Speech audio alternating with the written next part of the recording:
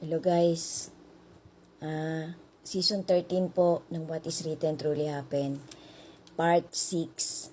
So guys, ito po yung mga intense facts na talagang binanggit din po talaga ng ating Panginoon habang inaaralan niya po ang kanyang mga apostol.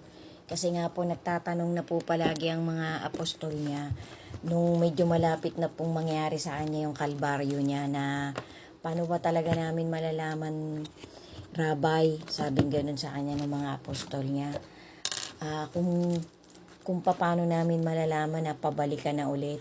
Kasi nga po, may mga vision po dun guys sa Holy Scripture na unti-unti na pong sinasabi ng ating Panginoon sa mga apostol niya na kasi kapag ka po sila na lang tapos ng mangaral sa mga tao ang ating Panginoon, tapos na silang mag-ikot, may mga pagkakataon pong talagang mga malalalim na vision ng sinasabi ng ating Panginoong Hesus, ang ating Creator, sa kanyang 12 apostol, tsaka din po dun sa mga babae na napili niya, na napusuan niya.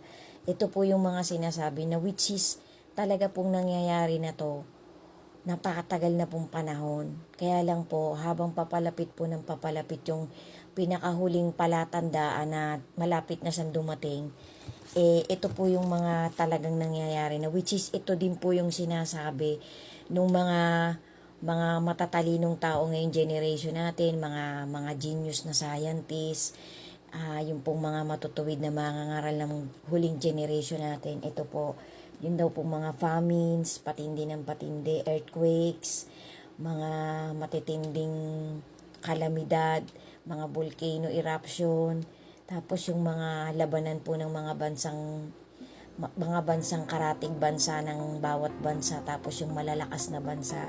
Yan po, tapos yung pong mga false prophets, dadami po, tapos yung mga deception nga po, yung mga pagliligaw.